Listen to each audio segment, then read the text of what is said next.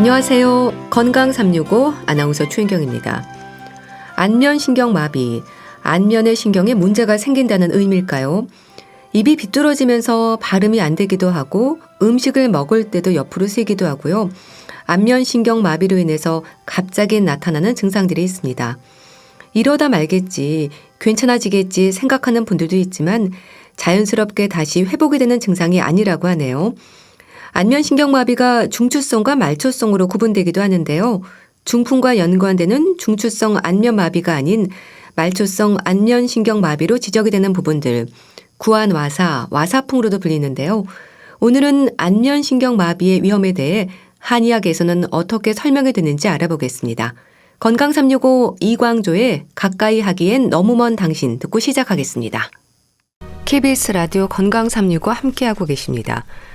증상을 경험하는 분들은 별다른 이유 없이 갑자기 변화가 있었다고 말하는 경우가 많습니다.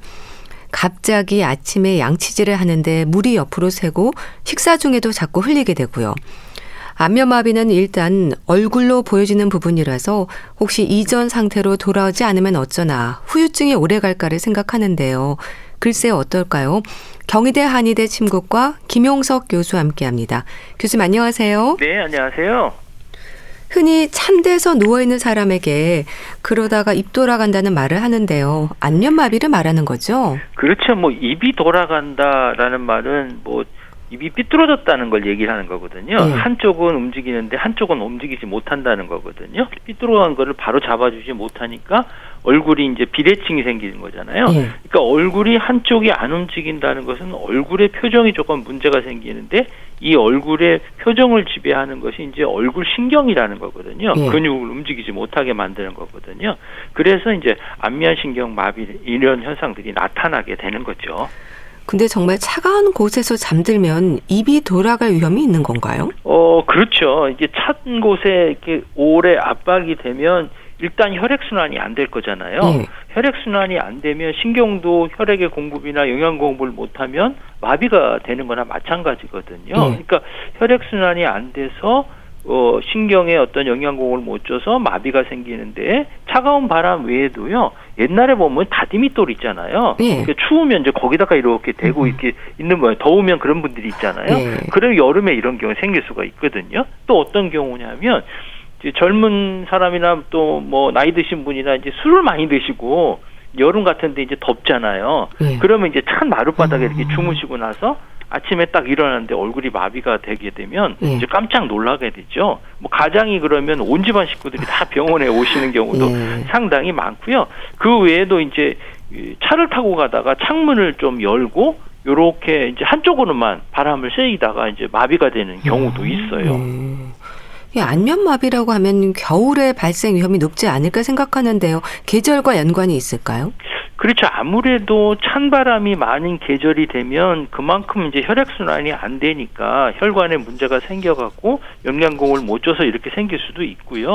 또 이제 일종의 이제 이게 바이러스 감염이거든요. 그러니까 더운 여름철보다는 좀 춥고 건조한 계절에 이런 게 조금 많이 나타날 수는 있는데요. 사실은 계절적으로 1, 2, 3, 4, 5, 6, 1년 12달 이렇게 평균을 내봐도 겨울이 조금 높은 것지만 이게 통계적으로는 완전하게 유의하게 차이 나지는 않고요. 봄, 여름, 가을, 겨울 어느 때나 생길 수가 있거든요. 우리 감기 같은 거 예를 들면 감기가 겨울철엔 또 많이 생기지만 봄, 여름, 가을, 겨울 다 생길 수 있잖아요. 요거를 이제 한의학에서는 이제 풍이라고 얘기하거든요. 이제 풍이라는 것은 찬바람, 바람 쐰다는 의미도 있지만 일교차가 심하다 이렇게 해석할 수도 있거든요. 일교차가 심하면 우리 몸에서 이제 바깥 외부 환경이 변화되는 게 급격하게 변하면 거기에 적응해야 되잖아요. 그만큼 이제 힘이 필요한 거죠. 그러니까 면역력이 떨어지게 되는 상황이 되게 되면 이런 감기 같은 게 잘 걸리는 것처럼 이런 현상들이 생길 수가 있지요. 이 안면마비를 경험한 분들은요. 어느 날 갑자기 증상이 생겼다는 말을 합니다. 전조 증상 없이 느닷없이 증상이 나타날 수 있는 건가요? 요 병이 이제 되게 급성적으로 생긴다 이렇게 표현을 하거든요. 예. 이제 한의학에서는 요거는 이제 풍병이라고 얘기해요.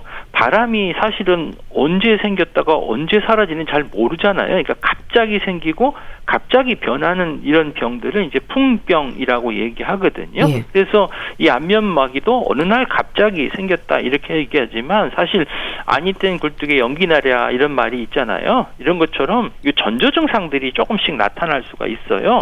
이런 것들을 잘 관리를 해주셔야 되는데 예를 들면 조금 많이 피곤하다, 눈꺼풀이 떨리는 이런 현상들이 있잖아요. 그 얘기는 내가 좀 많이 피곤하다 이런 형태고 잠을 잘 못 잤다 이렇게 나타나면 면역력이 약해지니까 언제든지 이런 부분이 생길 수가 있고요. 또 전조증상 환자가 이제 귀 뒤쪽에 뭔가 좀 뻐근하고 통증이 이렇게 느낄 경우가 있어요. 그래서 많이 피곤하거나 스트레스를 많이 받거나 또는 이제 잠을 잘 못 주무시는 분들 있죠. 이런 분들이 이제 귀 뒤쪽이 뻣뻣하고 얼굴이 좀 스물스물하고 문제가 있다. 그러면 이런 안면마비의 일종의 전조증이라고 볼 수가 있지요. 안면마비가 안면신경마비를 말하는 거죠? 그렇죠. 이제 안면마비는 이제 간략하게 얘기하면 그런 형태고요. 얼굴이 마비됐다 이런 뜻이잖아요. 근데 요거는 의학적으로 보면 얼굴을 움직여주는 근육을 지배하는 게 이제 안면신경이라고 하거든요. 걔네 이제 7번째 신경인데 요 신경이 어딘가에 문제가 생겨서 예를 들면 뭐 염증이 생기거나 그래서 부었거나 아니면 혈액순환이 안 되거나 또 신경이 어떤 외상에 의해서 손상이 되거나 아니면 뭐 종양에 의해서 뭐 압박이 되거나 요렇게 해서 신경에 어떤 변성이 생기게 되면 신경이 제대로 작동하지 못하니까 신경이 지배하는 근육에 제대로 움직이지 못하게 신호를 보낸단 말이에요. 그래서 이제 한쪽 얼굴이 마비되는 그런 형태를 이제 안면신경 마비다 이렇게 얘기를 하는 거죠. 구안와사, 와사풍도 같은 의미인가요? 그렇죠. 이제 구안와사, 와사풍이라는 건 뭐 현대적으로는 안면신경이 마비해서 이렇게 생긴 병이다 이렇게 할 수 있지만 예전에는 이제 안면신경이 어떤 형태인지는 알지 못했잖아요. 그냥 나타나는 증상을 보고 그것들이 이제 표현한 거거든요. 이제 구안와사라는 것은 입구자에다가 눈 한자를 써요. 그 다음에 와사는 삐뚤어졌다라는 거거든요. 입과 눈이 한쪽으로 삐뚤어졌다, 쏠렸다 이런 형태를 보고 이제 구안와사다 이렇게 말했고요. 또 와사풍이라고 얘기하는 거 와사라는 앞에도 말씀드렸지만 삐뚤어졌다는 거고요. 풍이라는 거는 뻣뻣하고 마비가 생겼다 이런 형태니까 한쪽으로 삐뚤어지고 마비가 생긴 이런 형태를 이제 와사풍 또 결국은 안면신경 마비 다 같은 의미인 거죠. 벨마비는 또 뭔가요? 이 벨마비 하니까 누르는 벨이 아니고요. 요거는 이제 의사 이름이에요. 스코틀랜드 의사가 처음으로 이제 이 벨마비, 안면신경 마비에 대한 어떤 증상이나 이런 것들을 의학계에 보고하고 나서 이제 그 사람 이름을 따서 이제 벨마비다 이렇게 얘기를 하는데 사실 이런 벨마비가 얼굴 안면신경 마비 한 70% 이상을 차지할 정도로 상당히 많이 발생되거든요. 요걸 이제 특별성 안면마비 또는 벨마비 이렇게 얘기를 하거든요. 이제 특발성이라는 건 원인이 명확하지가 않다라는 의미로 해석할 수가 있고요. 대부분의 안면마비가 바로 이 벨마비 여기에 속한다고 볼 수가 있지요. 이 안면마비를 중추성, 말초성으로도 구분하지 않나요? 그렇죠. 이제 안면마비가 생기는 경우는 이제 중추성이라는 건 뭐냐면 중풍이거든요. 되게 얼굴이 마비가 되면 대부분의 사람들은 이게 중풍이 아닌가 이렇게 두려워하시는 경우가 상당히 많아요. 왜냐하면 이제 얼굴 부위는 뇌와 가깝잖아요. 그러니까 뇌혈관이 막히거나 터져서 팔다리가 마비되는 중풍이 아닐까 이렇게 생각하시는 분들이 상당히 많은데요. 사실은 그런 경우는 그렇게 많지는 않고요. 대부분은 이제 말초성으로 생기는 거예요. 그러니까 대뇌의 7번째 신경인 안면신경 자체가 문제를 일으켜서 한쪽 얼굴에만 문제를 일으키는 거죠. 그래서 대부분 이게 중추성인지 말초성인지를 구분할 필요가 있는데요. 중추성은 중풍으로 생기는 건데 이제 한쪽 얼굴이 마비가 되더라도 이마에 주름을 위로 올려볼 때 주름은 생기면서 이마 눈 밑으로 이제 마비가 됐다. 이런 경우는 이제 중추성인 경우고요. 그다음에 한쪽이 완전히 이마뿐만 아니라 코, 입까지 완전히 마비가 된 경우는 이제 말초성, 벨마비 이런 형태이기 때문에 대부분의 경우는 이제 한쪽이 전체적으로 마비가 된 형태가 있는데 한쪽만 마비가 된 것이 아니라 경우에 따라서는 양쪽이 다 마비가 되는 형태도 나타날 수는 있습니다. 그러니까 우리가 일반적으로 얘기하는 안면마비는 말초성인 거네요. 대부분 경우가 이제 말초성이고요. 예. 중추성은 이제 중풍으로 인한 것이기 때문에 좀 얼굴 마비 외에도 뭐 팔다리가 마비되거나 아니면 언어가 불편하거나 어지럽거나 뭐 이런 현상, 두통이 좀 심하게 나타나거나 뭐 이런 현상들이 나타날 수가 있죠. 예.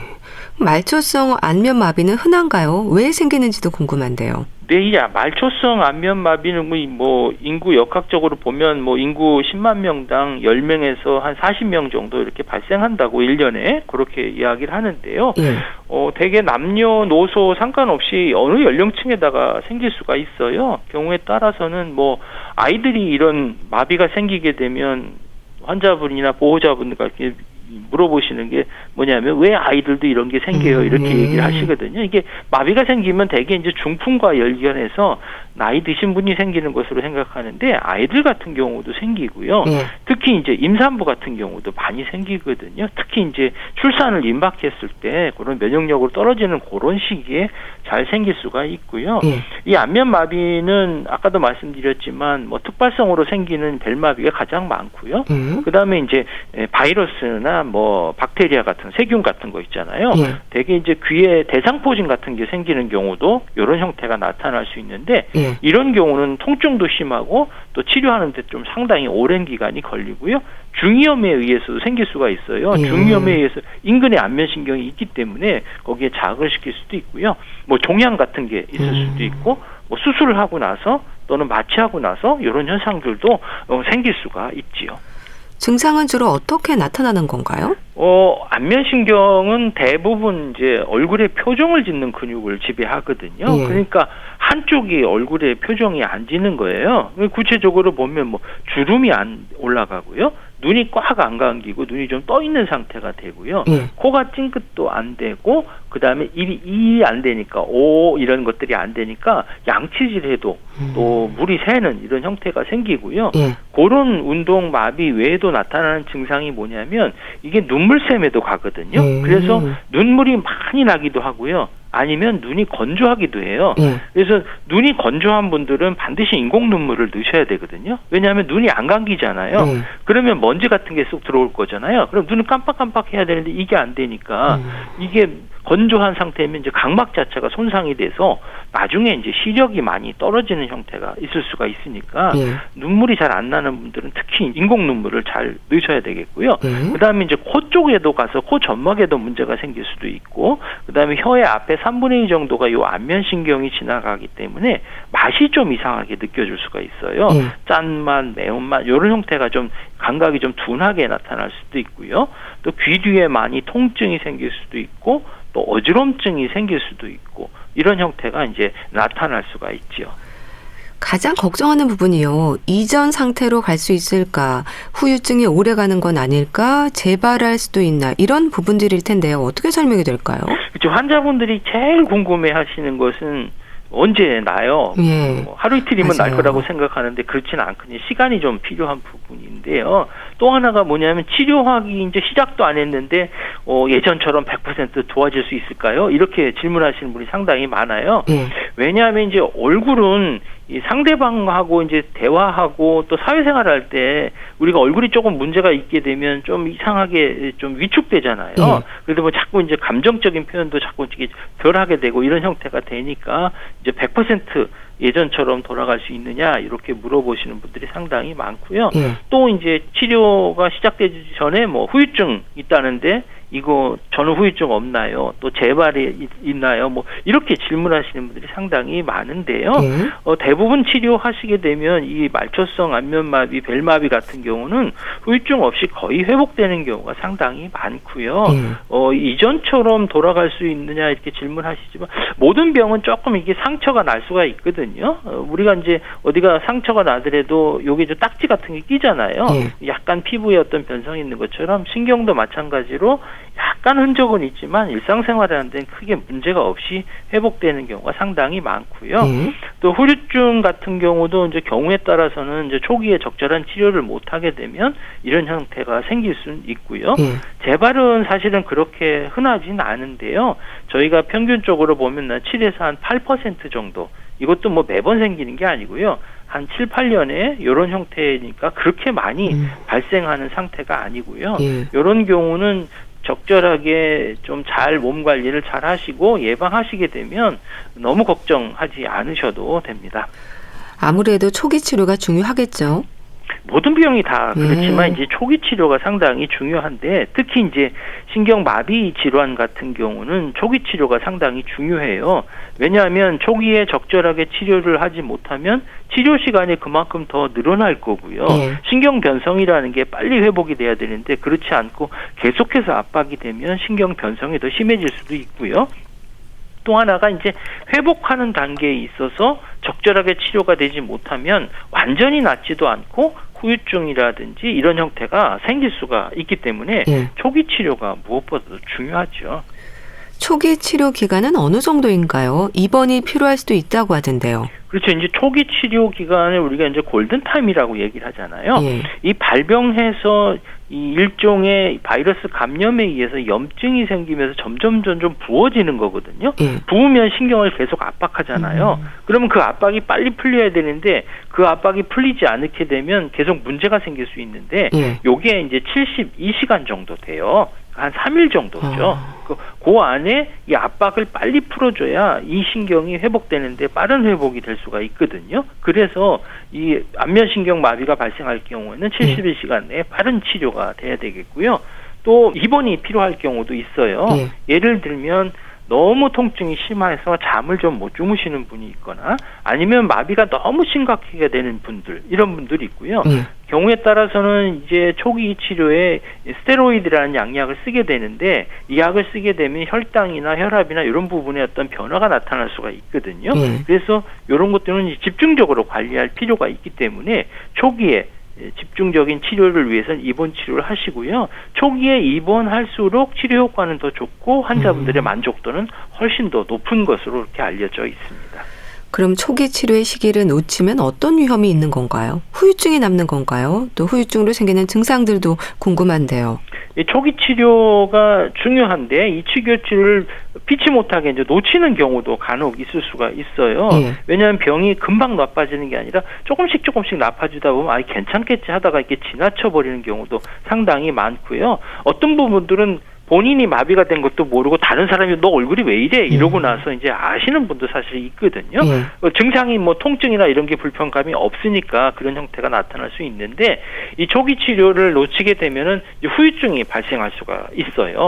후유증이 생기게 되면 아무래도 치료하는데도 회복이 오래 걸릴 수가 있고 또 잘 안 낫거든요. 이 후유증 같은 경우는 대부분을 보면 얼굴이 막 떨리는 현상도 생기고요. 또 과도하게 움직이는 형태가 나타나는 거예요.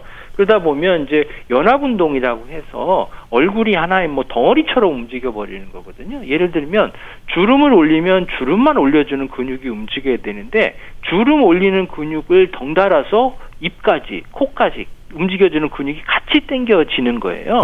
그러면 이하고 오 할 때 그것만 움직여야 되는데 눈이 이렇게 감긴다든지 이런 형태가 이제 연합운동 같은 현상이 생길 수가 있고요.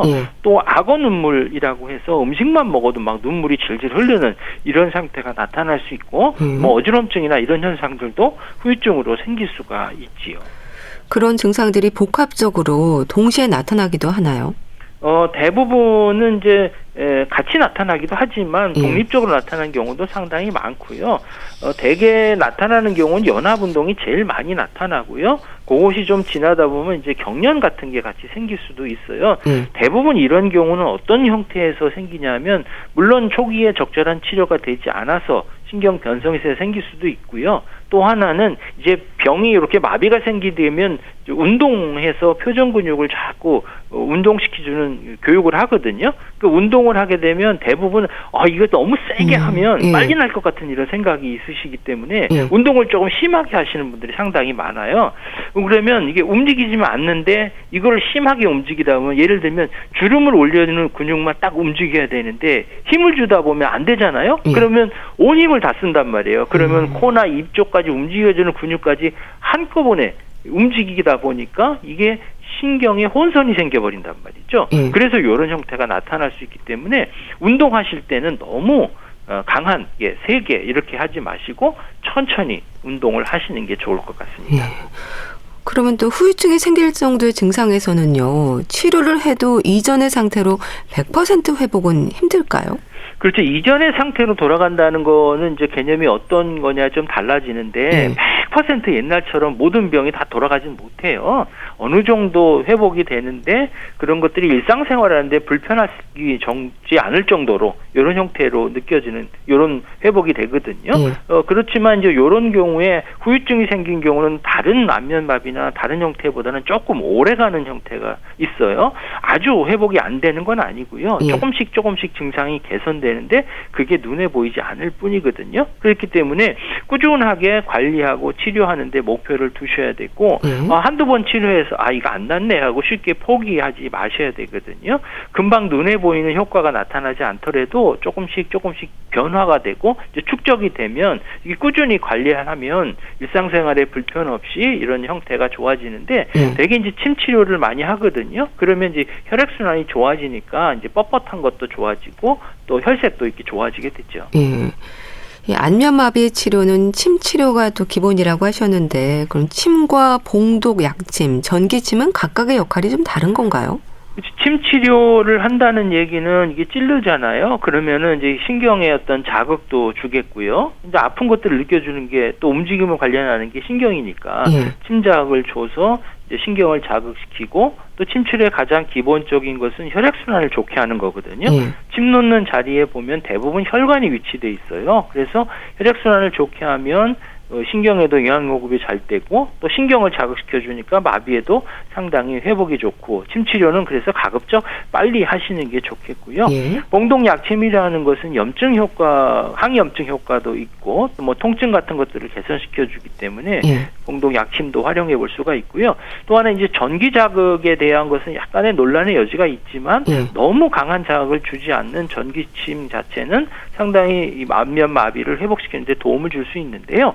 전기침을 자극한다는 건 뭐냐면 마비가 된 부분에다가 전기 자극을 줘서 그 전기 자극을 통해서 근육이 움직임에 해주는 이런 효과가 있거든요. 그래서 이런 움직임을 좋게 하기 위해서는 전기침 자극을 하는데 마비 앞에도 말씀드렸지만 마비는 빨리 회복되기 위해서 이렇게 하면 빨리 할 것이야. 강한 자극을 주면 빨리 좋아질 거라고 생각하고 강한 자극을 하게 되면 후유증이 생길 수 있기 때문에 약한 자극을 하시는 게 중요합니다. 온열요법도 쓰인다고 들었습니다. 이 얼굴 신경 마비는 이제 차서 생기는 경우가 또 많기 때문에 마비가 되면 이 혈액순환이 안 되잖아요. 그러면은 차가운 현상이 생겨요. 그래서 항상 얼굴을 따뜻하게 해주셔서 혈액순환을 잘 되게 만들어주기 때문에 찜질 같은 거 해주셔야 되겠고요.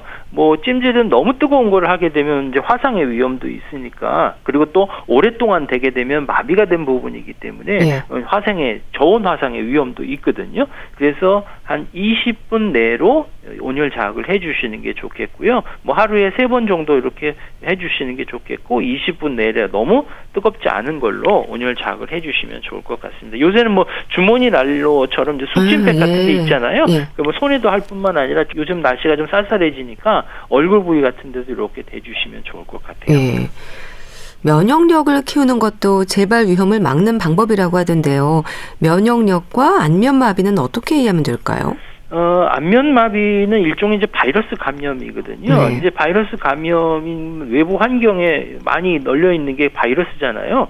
그렇다고 해서 모든 사람이 또 이 안면마비가 걸리는 건 아니잖아요. 대부분 이제 면역력과 관계가 있는 거거든요.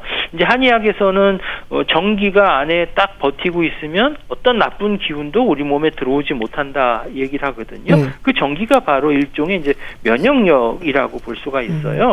그러면 이런 면역력을 약화시켜주는 요인이 무엇이냐? 그게 이제 어떻게 보면 안면신경 마비를 유발할 수 있는 요인이라고 볼 수 있는데 대개 보면 이제 스트레스예요. 신경을 좀 많이 쓰거나 그럼 신경을 많이 쓴다는 얘기는 내가 일상생활을 하는데 그 일상생활 외에 더 많은 시간들을 힘을 더 많이 거기다 쏟는다는 거거든요. 그러면 내가 일상생활을 하는데 조금 힘이 떨어지니까 면역력이 떨어질 수밖에 없죠. 그 다음에 과로한 경우 그 다음에 가장 중요한 거는 수면 부족에 잠을 잘못 자게 되면 면역력이 많이 떨어질 수가 있어요. 예. 그래서 이런 부분들을 위해서는 아무래도 이제 예방 차원에서나 또는 재발을 방지하는 데 의미에서는 스트레스라든지 과로라든지 잠이라든지 드시는 거든지 요것들을 잘 조절하실 필요가 있지요. 또 안면마비는 아무래도 안면 신경과 연관이 되는 병이잖아요.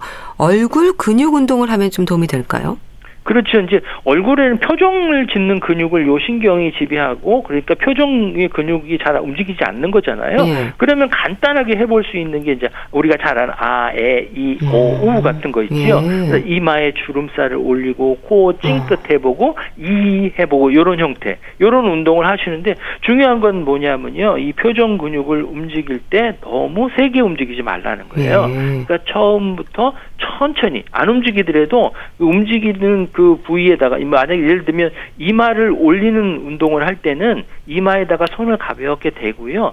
반대편이 움직일 때 정상적으로 움직일 때 같이 모양을 만들어 주는 거예요.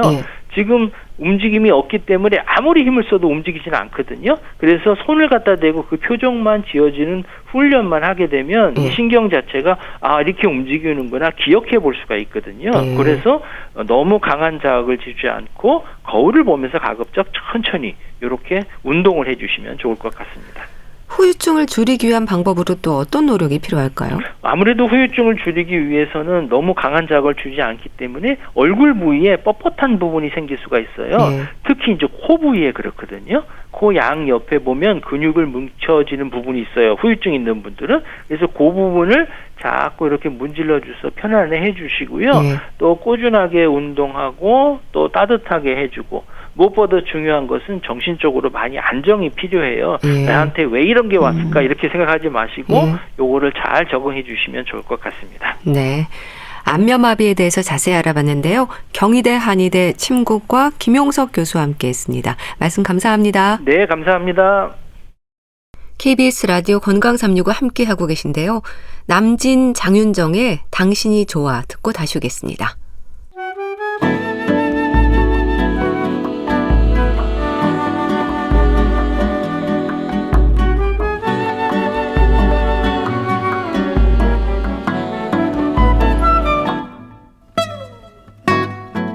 건강한 하루의 시작. KBS 라디오 건강365 최윤경 아나운서의 진행입니다. KBS 라디오 건강365 함께하고 계십니다. 주말의 건강책 정보 북컬럼니스트 홍순철 씨 어서 오세요. 네, 안녕하세요. 오늘은 행복에 대한 말씀을 주시나요? 행복 탐구 보고서. 행복과 탐구라는 단어가 함께 있네요. 행복하세요?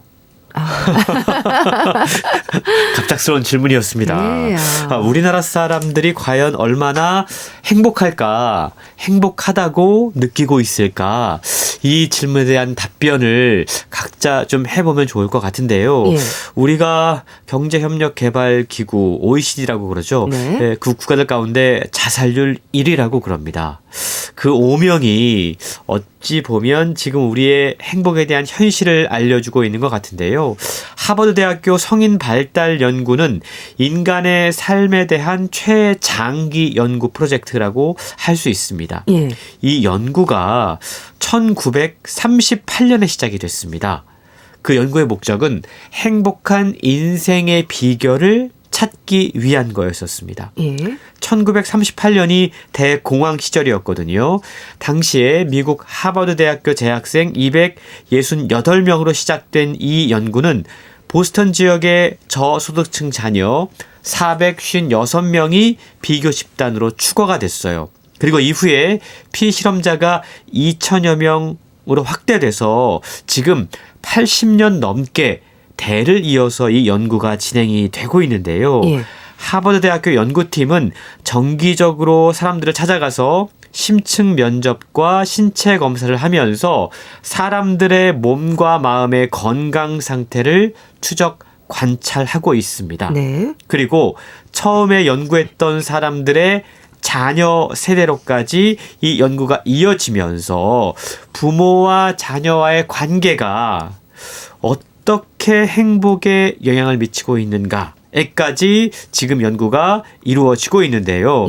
이 하버드 성인 발달 연구의 네 번째 책임자인 로버트 윌딩거와 마크 슐츠가 이번에 이 행복에 대한 세상에서 가장 긴 연구인 하버드 대학교 성인 발달 연구의 과정을 책을 통해 소개하고 있는 거죠. 그러니까 지난 80년 넘게 하버드 대학교 의과대학 연구팀이 조사했던 행복에 대한 상당한 연구 결과가 책을 통해 소개되면서 독자들에게 행복한 삶이 무엇인지에 대해서 이야기해주고 있는 겁니다.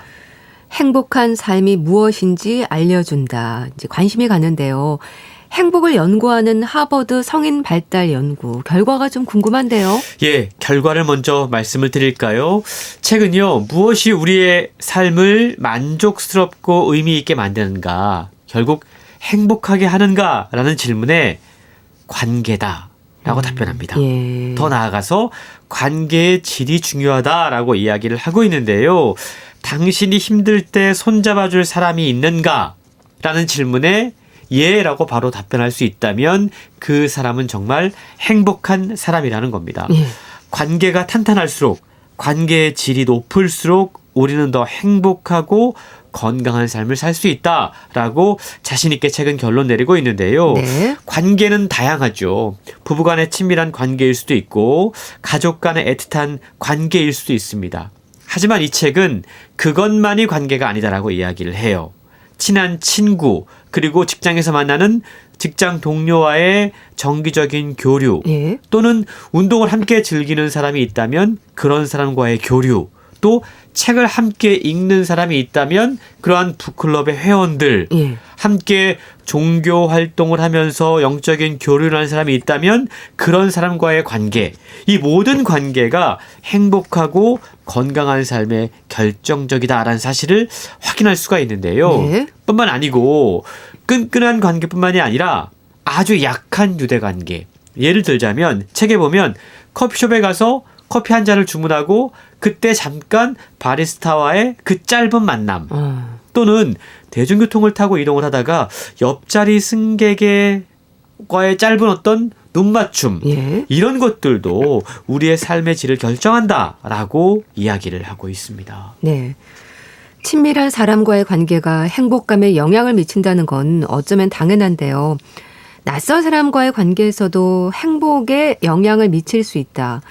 글쎄 어떨까 싶은데요. 우연히 인연이 되기도 하는 거니까 낯선 이들과의 우연한 관계도 삶의 질을 결정할 만큼 중요하다는 게 이해가 되기도 합니다. 그렇습니다. 근데 요즘 우리나라에서는 사실은 대중교통에서 잘못 말 걸거나 혹은 눈길을 줬다가는 봉변을 당할 수도 있는 상황. 맞아요. 좀 그만큼 안타깝죠. 우리가 좀 삭막해진 사회에서 살고 있는데요. 무엇이 우리를 행복하게 해주는가에 대한 예측을 심리학에서는 정서 예측이라고 부른다고 그럽니다. 네. 이게 뭐냐면 우리는 인생을 살면서 생기는 크고 작은 모든 일에 대해서 이게 우리에게 어떠한 감정을 안겨줄지 끊임없이 예측하고 있다는 겁니다. 이게 정서 예측이라고 하는 건데 미국의 시카고 대학 연구팀은 단거리 운행 열차를 이용해서 이러한 정서 예측 실험을 한 적이 있었다고 그럽니다.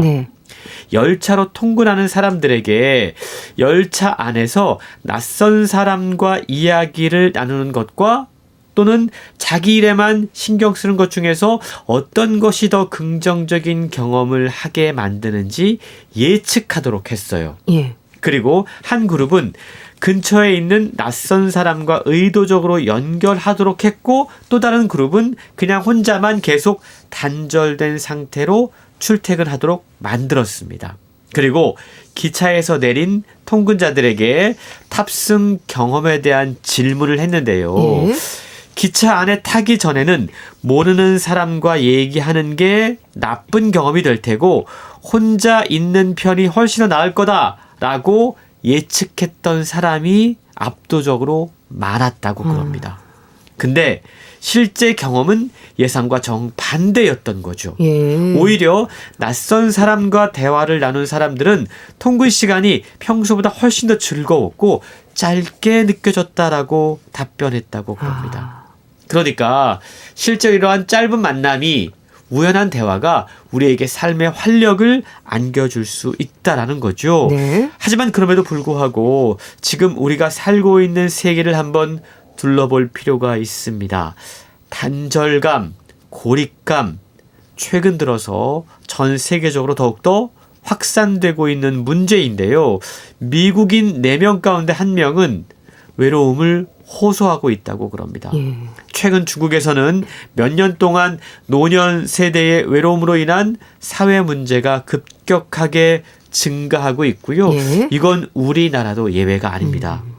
영국은 외로움을 주요 공중보건의 문제로 인식하고 고독부 장관이라고 하는 정부 부처 장관을 임명했을 정도입니다. 예. 이걸 보면 고독감이 우리를 얼마나 치명적으로 병들게 하는가를 알 수가 있는데요.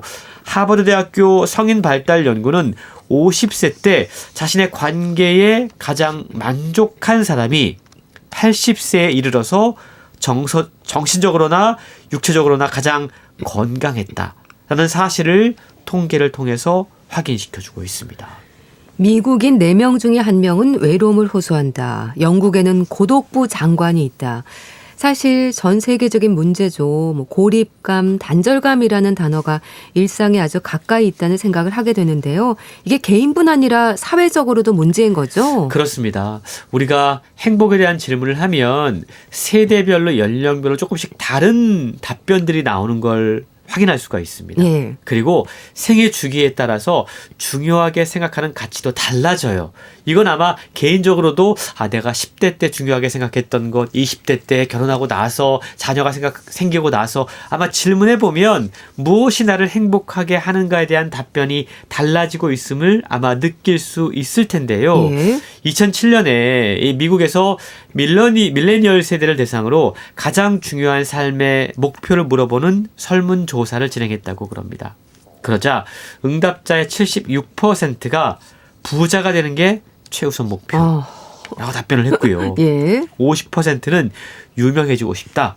이렇게 답변을 했다고 그럽니다. 그리고 10년이 지난 뒤에 성인으로 보낸 시간이 늘어난 밀레니얼 세대에게 비슷한 질문을 다시 한번 던졌습니다. 예. 그때 그들의 답변이 어떻게 달라졌을까요? 글쎄요. 그때 유명해지고 싶다. 이런 욕구는 우선순위가 낮아졌다고 그럽니다. 하지만 여전히 돈을 많이 벌고 싶다. 성공적으로 경력을 쌓고 싶다. 빚 없이 좀 살고 싶다.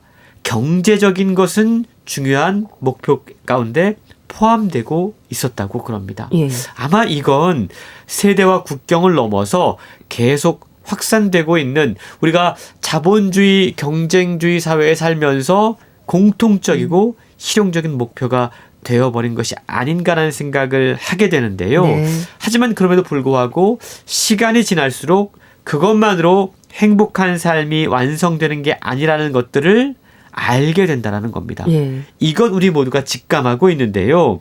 그래서 지금도 전 세계 곳곳에서는 과연 행복이 무엇인지, 행복한 삶을 살기 위해서, 행복한 인생을 완성하기 위해서 무엇이 어떤 조건이 필요한지 연구가 진행되고 있는 것이죠. 사실 인간을 행복하게 하는 가장 중요한 요소가 이제 서로의 관계인 건 맞는 얘기죠. 하지만 인간을 가장 불행하게 하는 요인들 중에 하나도 역시 관계에서 오는 문제이지 않을까 싶은데요. 인간 관계에서 힘들어하는 분들이 정말 많잖아요. 그렇습니다. 그게 바로 이 관계의 아이러니라고 이야기할 수 있는데요. 예. 인간관계, 특히 가까운 관계 안에서 좋은 삶의 요소를 찾는 건 생각보다 간단치가 않습니다. 네. 실제로 책에 보면 84년 동안 진행됐던 하버드 대학교 연구를 살펴볼 수가 있거든요. 가장 행복하고 건강한 참가자는 최고의 관계를 맺고 있는 사람들인 걸 알 수가 있어요. 네. 근데 이런 분들의 삶에서 가장 힘든 순간을 조사를 해보면 그 역시 많은 부분에 관계가 포함이 되어 있다라고 그럽니다. 사랑했던 사람과의 이혼, 예. 사랑하는 이들과의 어떤 이별, 죽음을 비롯해서 사별, 네. 또 마약과 알코올 문제 때문에 벼랑 끝으로 내몰린 중요한 관계.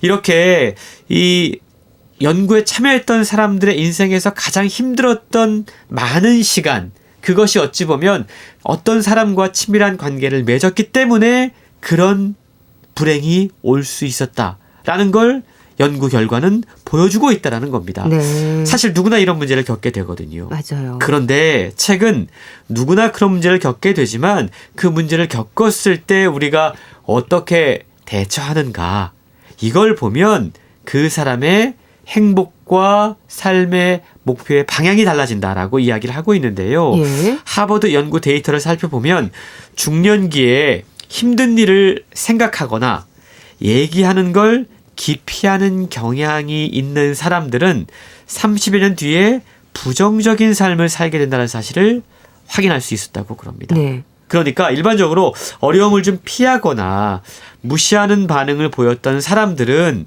어려움에 맞서고 직면하는 사람들보다 노년이 돼서 기억력도 떨어지고 예. 노년의 삶에 대한 만족도도 낮아지는 걸 확인할 수 있었다고 그럽니다. 예. 행복이란 무엇인가 저도 좀 생각을 해봐야 할 것 같은데요. 여러 얘기들이 나올 수 있겠지만 그래도 뭔가 일맥상통하는 부분이 있겠죠. 그렇습니다. 어찌 보면 우리가 행복에 대한 일종의 환상, 판타지 같은 것들을 갖고 있는 것이 아닌가라는 생각을 책을 읽으면서 해봤는데요. 예. 우리 주변을 보면 행복한 삶에 대한 근거 없는 믿음 같은 것들, 잘못된 믿음 같은 것들이 확산되어 있는 걸 확인할 수가 있습니다. 그 가운데 대표적인 것 가운데 하나가 바로 성취가 행복이다라는 생각인데요. 네. 그러다 보니까 계속 유보해요. 아, 오늘 내가 즐길 수 있는 행복을 나는 나중에 이걸 얻으면 이걸 얻게 되면 행복해질 거야라고 하고 뒤로 미루고 있다라는 겁니다. 맞아요. 행복을 인생을 마치 하나의 목적지에 닿는 여정처럼 내 앞에 모든 장애물들을 다 극복한 뒤에 마침내 그곳에 도착하면 행복을 얻을 수 있을 거야라고 믿고 있다라는 거죠. 네. 이게 바로 잘못된 생각이라는 건데요. 책을 통해서 과학적으로 얻어진 연구 결과를 보면 행복은 그런 식으로 작동하지 않는다고 그럽니다. 우리 인생은 경제, 사회, 심리, 건강과 관련된 다양한 요소들이 사실은 복잡 미묘한 균형을 이루면서 끊임없이 변화하고 있어요. 예. 그래서 어떠한 한 가지 단일 요인이 어떤 단일 결과를 초래한다라고 이야기할 수 있지는 않지만 예. 그래도 실제로 이 행복이란 무엇인가에 대한 답변은 어느 정도 존재한다라고 이야기할 수 있다라는 거죠. 예. 책에 보면 다양한 사례를 통해서 정말 행복이 어디에 존재하는가를 확인할 수가 있는데요. 예를 들자면 아주 비슷한 조건에서 시작한 두 사람들이 나중에 다양한 환경을 겪으면서 어떻게 달라지게 되는지. 예. 예컨대 쌍둥이의 경우 비슷한 환경에서 태어나잖아요. 예. 근데 그 사람들이 다른 조건을 맞이하게 되면서 어떠한 사람은 행복하다고 느끼는가 하면 어떠한 사람은 불행하다고 느낍니다. 또 우리가 돈을 다룰 때 어떻게 생각하고 이야기하는가 그 말들을 지켜보면 행복에 대한 우리의 관점을 또 알아볼 수 있다고 그럽니다. 예. 뿐만 아니고 관계의 핵심을 꿰뚫는 질문들 책에 소개가 되고 있는데요. 이런 것들에 하나씩 답을 해보면서 예. 나는 지금 얼마나 행복한가 관찰해 볼 수 있다라는 거죠. 무엇보다 중요한 건 생애 주기를 중심으로 그러니까 나이를 먹어감에 따라서 이 관계가 어떻게 변화하는지 그 의미와 변화상을 함께 살펴볼 수 있다는 건데요. 예. 책은 결론 짓고 있습니다. 행복을 위해선 관계가 가장 중요하다. 그렇다면 소소한 일상을 함께 할 수 있는 관계부터 시작해서 예. 특별한 이벤트를 함께 할 수 있는 특별한 관계까지 책은 지금이라도 늦지 않았으니까 다시 관계를 복원할 것을 우리에게 권하고 있습니다. 네. 참 저도요. 나이 들수록 관계를 맺는 게 중요하다 이런 생각을 하게 되는데 홍순철 씨가 제게 주신 첫 질문을 이제 드리겠습니다. 홍순철 씨는 행복하신가요? 저는 행복합니다. 아, 제 주변에 너무나 다행이네요. 많은 사랑스러운 사람들이 있고 예. 또 이렇게 방송을 통해서 청취자분들과 관계를 맺을 수 있다는 거. 그렇군요. 이게 얼마나 행복한 그럼 저도 인생입니까? 행복한 거네요. 그렇습니다. 예. 자, 행복 탐구 보고서 잘 들었습니다.